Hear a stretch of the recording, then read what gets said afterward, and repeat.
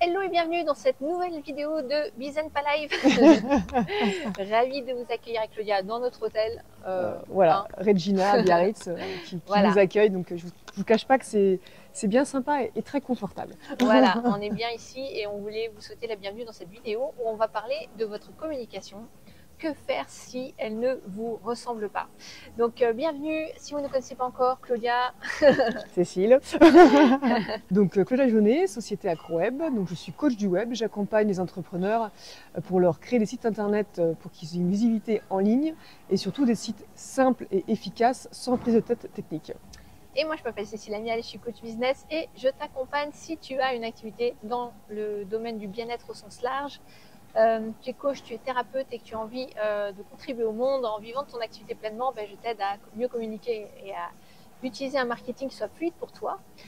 Et aujourd'hui, justement, on va parler de communication pour faire en sorte que tes contenus soient vraiment l'extension de toi-même, de qui tu es. Est-ce que ça te dit? Oui, et c'est pas facile. C'est pas facile. Pas tant que ça. Alors, déjà, j'ai un petit exercice pour vous, pour toi, si tu as envie effectivement de changer la donne. Donc, j'aimerais que tu prennes ton téléphone ou ton smartphone ou regarder sur ton ordinateur si tu es sur ordi et que tu ouvres ton réseau social numéro 1, celui sur lequel tu publies habituellement. Donc, peu importe lequel c'est. Hein. Et j'aimerais que tu regardes tes dernières publications et que, en toute honnêteté, en toute sincérité, en toute authenticité, sois honnête avec toi-même, parce que le but de l'exercice c'est de répondre honnêtement à ces questions. Donc, est-ce que ton contenu te ressemble? Est-ce que tu ressens qu'il incarne vraiment qui tu es? Est-ce que tu reconnais ton style? Est-ce que c'est le ton que tu as envie d'utiliser? Par exemple, si tu es quelqu'un qui est beaucoup dans l'humour dans la vraie vie, est-ce que tu utilises ce ton-là aussi sur tes publications parce que ça résonne avec toi et avec peut-être ton audience? Ou est-ce que tu es dans quelque chose de très protocolaire, formel, peut-être trop professionnel, qui te catégorise dans quelqu'un que tu n'es pas? C'est une question. Est-ce que dans ce que tu partages, vraiment tu te reconnais? Est-ce que tu as une forme d'authenticité? Est-ce que c'est inspirant? Est-ce que tu sens que quand tu le lis toi-même, tu te sens exalté, d'accord?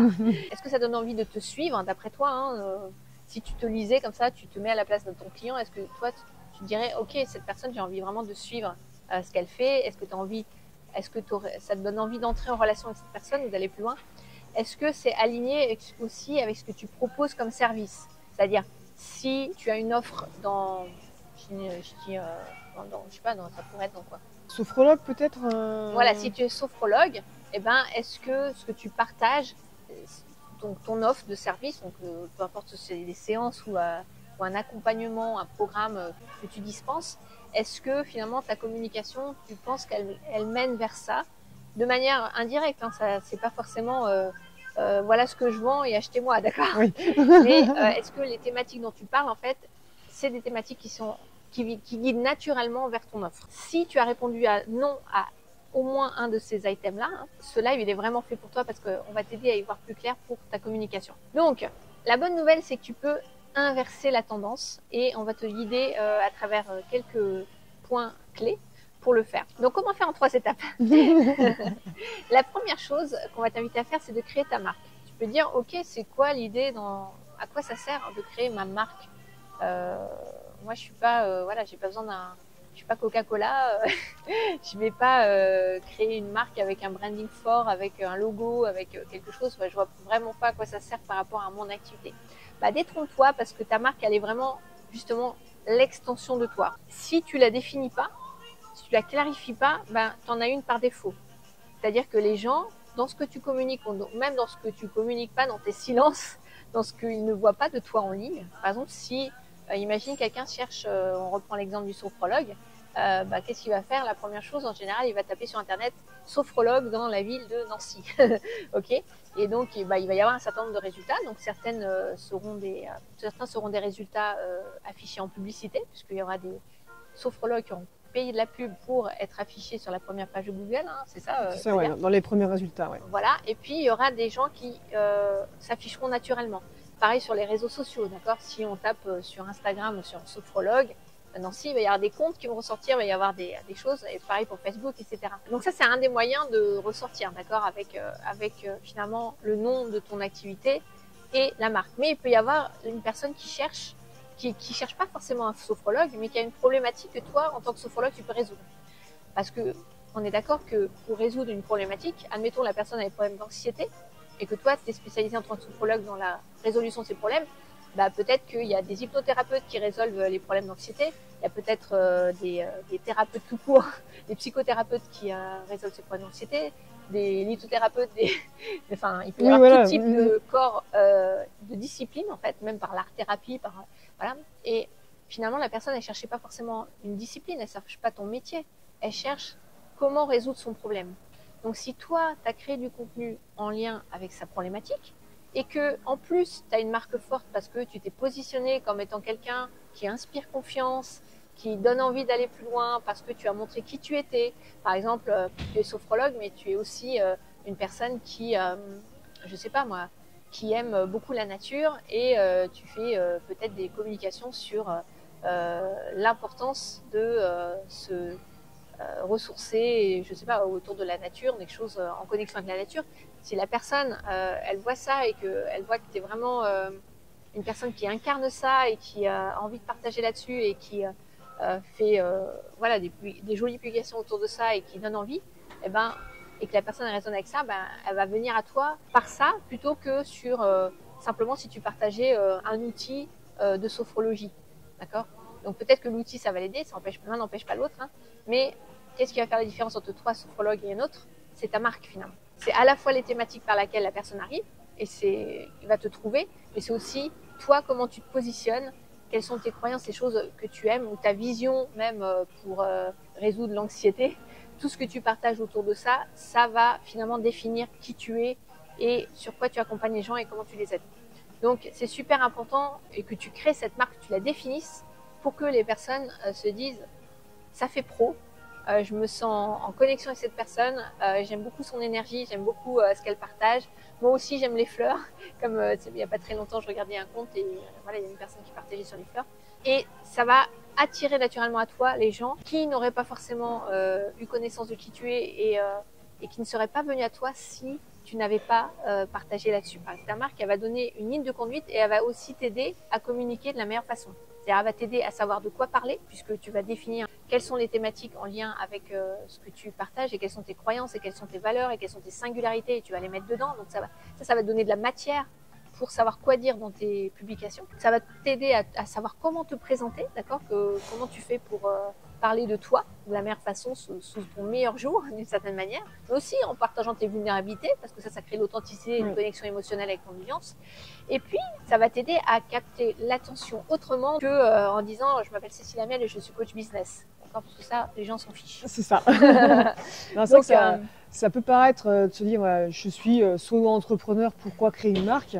Mais en effet, hein, comme tu le dis, c'est vraiment super intéressant. Ça pose les bases, les fondements en fait, de ton entreprise. Donc, faut pas croire parce que tu es solo-entrepreneur, par exemple, que, comme tu disais au tout début, on n'est pas Coca-Cola, que ça ne sert à rien de créer une marque. Non, au contraire, c'est vraiment les fondements, l'un des piliers, je pense, de ton entreprise, quoi. Exactement. Et ça, c'est une vraie différenciation que tu vas apporter à travers ta com, une vraie personnalité que tu vas donner, un cri de ralliement que tu vas faire auprès de ton audience grâce à ça. Deuxième point clé pour mieux communiquer quand tu communiques au monde, hein, ce que tu partages, eh bien, c'est d'embrasser une qualité, une compétence, je dirais plutôt, une compétence, qui est super importante, c'est le copywriting. Donc, c'est la façon de délivrer ton message, de l'écrire, de le diffuser avec une façon de connecter avec ton audience, en fait, qui va capter l'attention de ton audience. Et le copywriting, c'est aussi une façon d'aider ton client, ou ton futur client plutôt, à te découvrir et à avoir envie, lui donner envie finalement d'acheter ce que tu as à lui vendre. Et évidemment, ça se fait par étapes et en ayant des points d'interaction, mais en tout cas, c'est ce qui va te permettre vraiment de communiquer de façon percutante et pertinente auprès de ton audience. Donc, c'est super, super important. Et il y a une structure qui est assez connue qui s'appelle AIDA, donc AIDA. Donc, AIDA, c'est vieux comme le monde, comme diraient certains copywriters, mais en gros, c'est attention, intérêt, désir et action. Donc, ta communication, elle est structurée de cette façon, c'est-à-dire que tu vas d'abord capter l'attention de ton audience, ensuite tu vas susciter son intérêt, ensuite tu vas susciter son désir, et pour finir, tu vas l'encourager à passer à l'action. et tu peux structurer ta communication ou tes posts comme ça. Et donc, comment on capte l'attention de son client au départ ou de son audience? On peut poser par exemple une question, une des façons de faire, hein, une question rhétorique qui va montrer en fait qu'on s'intéresse à lui, qu'on sait de quoi, quelles sont ses problématiques. Et derrière, ça va, déjà il va dire ah bah ok, Cécile elle parle de ça, ça me concerne. Et ensuite on va susciter son intérêt en parlant des problématiques qu'il vit et en apportant des insights, quoi, des perspectives, de nouvelles perspectives, des déclics, des choses qui vont faire que la personne va pouvoir avancer. Ensuite, on va susciter le désir d'en savoir plus, donc en partageant peut-être des clés qui montrent notre approche, la saveur de notre approche. Et puis finalement, on va l'encourager à faire une action. Donc l'action, ça peut être de commenter ce qu'on vient de publier, ça peut être de partager son avis, d'entrer en relation avec nous, d'acheter un programme éventuellement. Voilà. Mais généralement, c'est plutôt l'encourager à découvrir un peu plus de nous. Parce que tes publications, c'est comme une porte d'entrée. Tu pousses la porte et derrière, c'est pas parce que tu pousses la porte que tu as envie tout de suite d'acheter un truc. Derrière, tu vas peut-être avoir envie de découvrir l'univers de la personne. C'est un peu comme si tu rentrais dans une maison, les maisons témoins, tu vois. Donc déjà, sur la façade, c'est la publication que tu as lue. Tu vas avoir envie d'entrer, pousser la porte, et puis derrière, tu as envie de faire le tour du propriétaire avant de tout de suite acheter la maison, on est d'accord? Et bien là, c'est un peu pareil. C'est ce qu'on va faire à travers notre communication. Et donc, ça, c'est une façon de faire, mais après, il y a plein de façons d'utiliser le copywriting. Nous, on forme là-dessus, on aide à s'approprier ça pour vraiment l'embrasser comme une compétence propre qui va te ressembler en utilisant tes singularités, ce qui te caractérise parce qu'on a fait le travail en amont sur ta marque. Et tout ça, sur ton identité, tout ça, tu vas le remettre dans ta com avec un bon copywriting. Et là, ça va faire une vraie différence finalement dans ton activité. Ouais, je te coupe, mais c'est vrai que ça fait vraiment une vraie différence parce que moi, avant de connaître Cécile, j'étais pas du tout formée à ça. Et en plus, j'aime pas du tout les réseaux sociaux. Et le peu de publications que je faisais, c'était à chaque fois, voici mon super produit, achète-le, quoi. Et du coup, derrière, il n'y avait rien qui se passait. Et c'est vrai que depuis que voilà, Cécile m'a formée au copywriting, même si je cache pas que ça... Moi, j'avais cette vision en me disant, mais de toute façon, non, je ne sais pas écrire, c'est pas pour moi. Sauf qu'à un moment donné, en tant qu'entrepreneur, si on veut vendre, si on veut faire marcher notre business, on n'a pas le choix, il faut se faire connaître.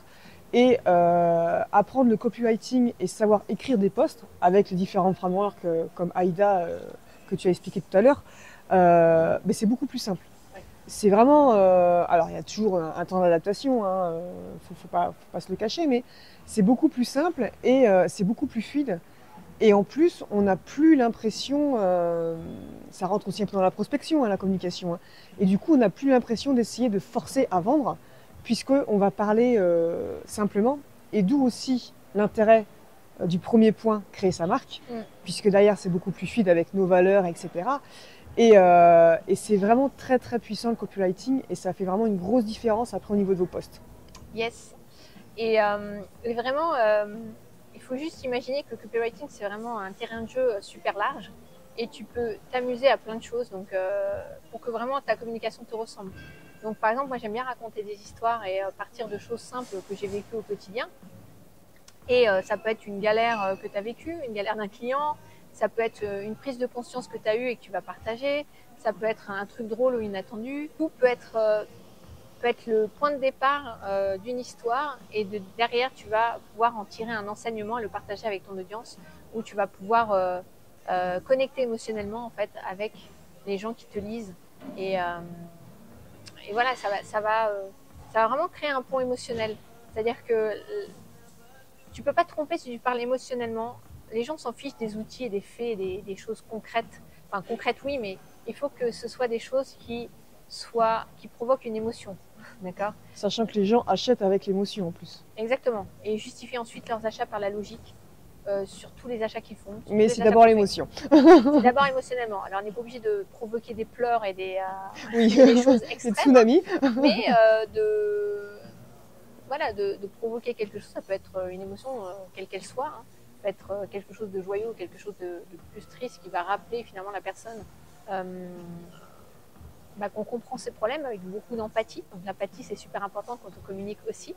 Et ça va créer ce pont qui va te permettre finalement d'entrer en relation avec les gens qui te suivent et de connecter avec eux. Donc super, super important le copywriting. C'est vraiment une des compétences, pour moi, c'est une des compétences principales à acquérir si tu veux développer ton activité. Tu peux pas te tromper si tu parles toujours des problématiques des gens. Parce que les gens, on va les chercher où ils sont aujourd'hui. On va les chercher là où ce qu'ils vivent. Souvent, ils n'ont pas forcément la connaissance que toi tu peux avoir en tant qu'expert ou en tant que personne qui sait un peu plus que la personne sur ta thématique. Ils savent pas toujours l'expliquer. Mais par contre, eux, ils vivent le symptôme. Donc si tu parles du symptôme et des problèmes qu'ils vivent et des conséquences de leur vie, là, ils vont dire, ok, cette personne, elle comprend où j'en suis. Peut-être que tu vas raconter l'histoire d'un client qui est passé par là aussi, ou la tienne, et ça va créer une connexion émotionnelle. Illustrer avec des exemples, c'est super important. Partager des choses concrètes, encore une fois, il vaut mieux partager une histoire qui a été vécue que des clés ou des faits comme ça. Tu peux bien sûr partager des astuces, des choses comme ça, mais c'est pas la seule voie. On n'a pas besoin d'être forcément experte pour partager quelque chose. Du moment que tu peux te positionner avec plusieurs casquettes, on pourra refaire un live là-dessus parce que c'est vraiment intéressant. Mais en gros, tu peux vraiment... quand on démarre, on n'est pas experte, d'accord? Pour devenir experte d'un sujet, il faut une dizaine d'années, souvent on dit. Donc nous, on peut dire qu'on est expert dans notre domaine, parce que ça fait plus de 10 ans qu'on exerce. Mais quand on démarre, on n'est pas experte. Et donc, on n'a pas besoin de jouer le rôle de l'experte. On peut être simplement une personne qui partage ce qu'elle est en train de transformer, de vivre dans sa vie, ou elle est juste sur un pas de plus que la personne qui est derrière elle. Elle n'a pas besoin de tout connaître pour commencer à partager des choses. Et on pourra reparler de cette histoire de rôle encore une fois, parce qu'il y en a plein, on va avoir plusieurs casquettes, c'est super passionnant. Mais voilà, mais déjà, tu peux partager quelques astuces qui vont aider la personne, parce que toi, tu expérimentes peut-être des choses et que ça transforme des choses dans ta vie, ou tu l'as fait. Et voilà. Et déjà, commence par là, et ça va déjà changer la donne par rapport à ta communication. Le troisième point qu'on voulait te partager, c'est de communiquer avec des vrais gens. Il faut arrêter de courir après le nombre de personnes, le nombre de vues, le nombre de likes, le nombre de followers, on s'en fout en fait. Enfin, à un moment, derrière, si tu as une personne qui te suit, si tu la connais pas et que tu passes à la suivante, c'est comme si tu n'avais rien fait en fait. Parce que si cette personne, elle te suit, c'est qu'il y a un intérêt pour ce que tu fais. Donc s'il y a un intérêt pour ce que tu fais, pour honorer cette personne d'une certaine manière et finalement l'aider là où elle en est, tu as besoin d'entrer en contact avec elle. Donc plus tu vas avoir des vrais gens avec qui tu communiques, plus ton activité elle va décoller vite en fait. Donc tu peux envoyer des messages directs, tu peux chercher à en savoir plus sur la personne. Et le but là, c'est vraiment pas de connecter pour vendre. On n'est pas en mode achète mon produit, achète mon produit, achète mon produit. On est plutôt en mode découverte. J'ai vu que tu me suivais. Je suis allée regarder ton compte aussi, parce que les gens ils peuvent partager des choses aussi chez eux. Et s'ils ont publié des choses, tu peux regarder ce qu'ils ont publié et trouver un point de connexion, un point de relation avec toi, ou des choses qui t'intéressent dedans, et tu peux leur poser des questions par rapport à où ils en sont et quelles sont leurs problématiques. Mais ça va faire une différence parce que tu vas t'intéresser sincèrement à la personne. Et si tu fais ça de manière assez régulière avec les gens, tu vas voir que ton audience, elle va être plus engagée que si tu passes à chaque fois au suivant sans vraiment chercher à connecter. Ouais, et puis c'est vrai que c'est peut-être une partie qui peut peut-être vous faire peur en nous écoutant, enfin en écoutant surtout Cécile, en disant mais ça va me prendre du temps et tout, etc. Alors oui, c'est peut-être la partie pour moi qui prend le plus de temps, mais c'est aussi la partie qui est la plus puissante. C'est la partie la plus payante en vrai. Parce que si vous vous contentez de communiquer via des posts sur les réseaux sociaux et vous attendez que ça se passe, vous allez attendre longtemps. Ça, c'est sûr. Et c'est pour ça qu'on a beau avoir de nouvelles personnes qui se connectent à notre compte, qui like, etc. Ce qui est intéressant, voilà, c'est d'aller chercher qui ils sont et discuter avec eux. Et par exemple, moi j'ai un exemple, c'est pas au niveau des posts, mais je suis partie d'un réseau d'entrepreneurs qui est Bouge ta boîte. Et on a une plateforme en ligne qui est un petit peu comme un réseau social, où on communique, etc.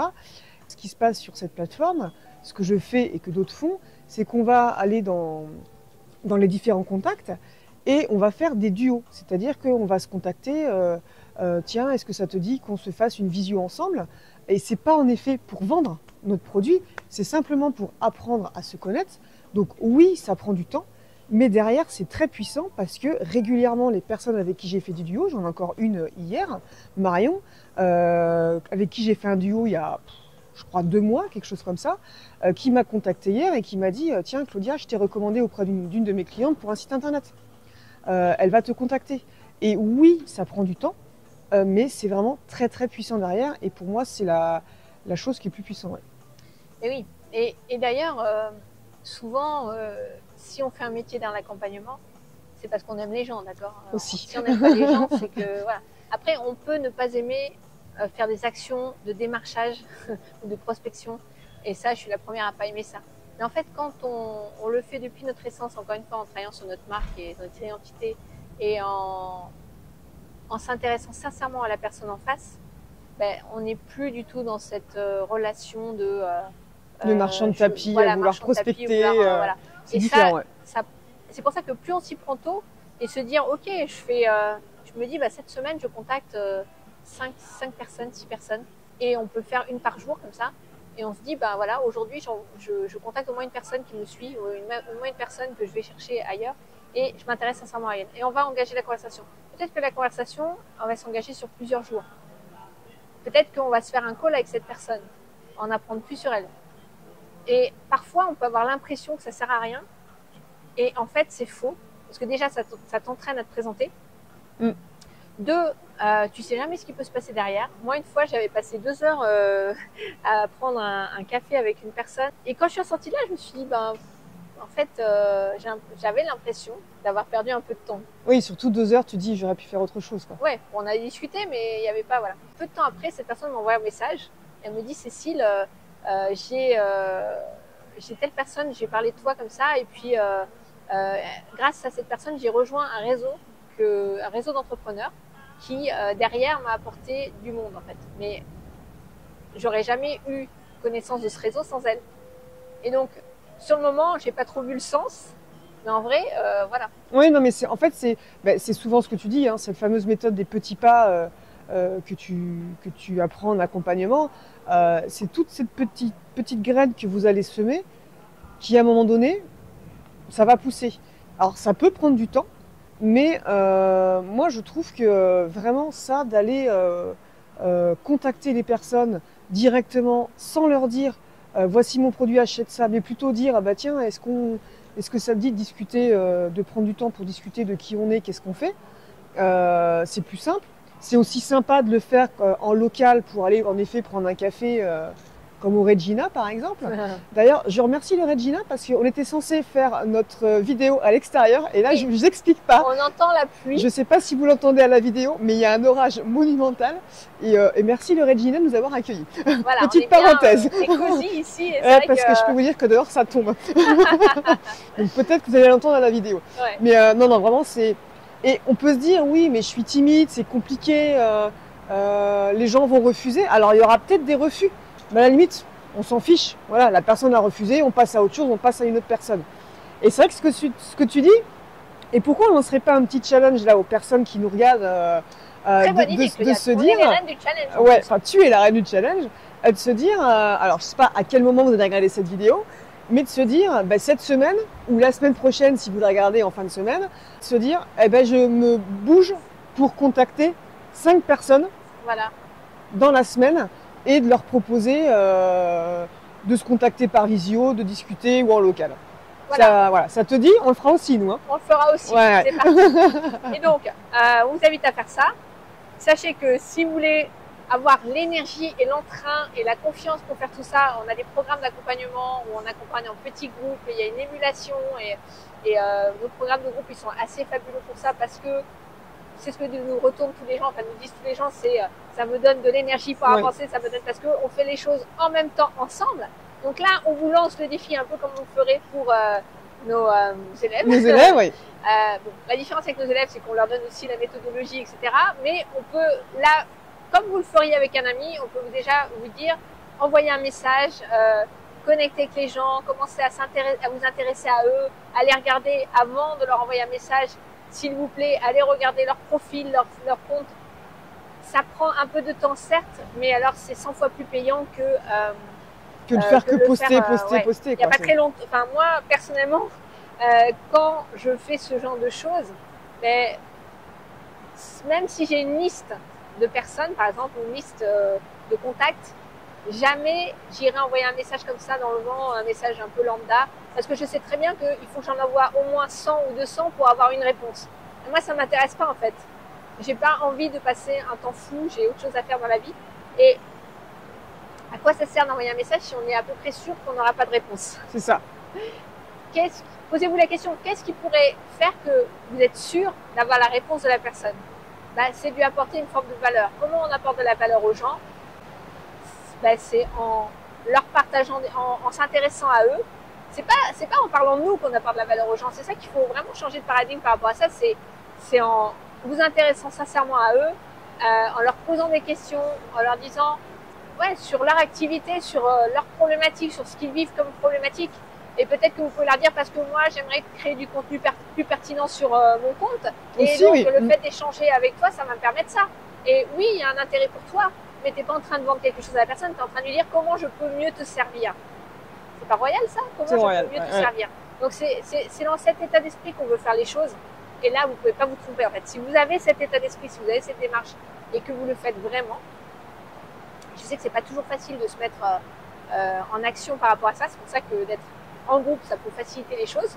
Mais si tu fais ça, ton activité elle va décoller, c'est évident. Parce que tu vas avoir des gens qui vont pas ricocher, te recommander à d'autres, parler de toi, parce que eux-mêmes ils vont être intéressés, parce qu'ils vont dire Cécile, elle m'a apporté 1000 fois plus de valeur avant même que j'ai acheté quelque chose. Donc le jour où j'ai acheté quelque chose dans son domaine, évidemment je vais passer par elle.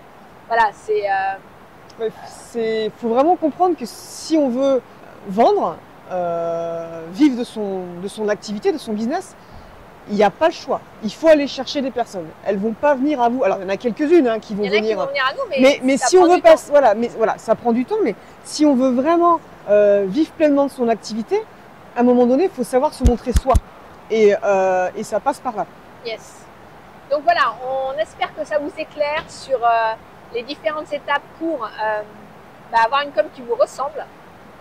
Donc, encore une fois, si vous sentez en décalage entre ce que vous postez et la réalité de qui vous êtes, il est temps de revenir à l'essentiel, votre marque, de communiquer avec des vrais gens. Et puis, on a parlé de copywriting, qui est une des compétences à acquérir. Et si vous voulez être aidé par rapport à tout ça, sachez qu'on est là.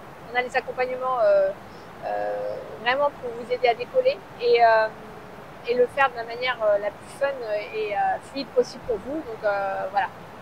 Vous pouvez en attendant télécharger notre guide 5 jours pour attirer vos prochains clients, même si vous n'avez pas encore d'audience. C'est un guide offert en PDF. Il est très riche et on a eu des super retours sur ce guide. Donc, il est dans la description. Voilà. Oui, comme toujours. Et surtout, voilà, si vous avez des commentaires ou même des sujets pour nos prochains Bizen Live, parce que ceux qui ne nous connaissent pas, le Bizen Live, c'est tous les jeudis, soit en live, soit en différé comme celui d'aujourd'hui.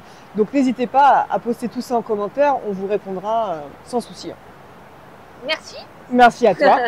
À tout vite pour la suite. À très vite. Ciao.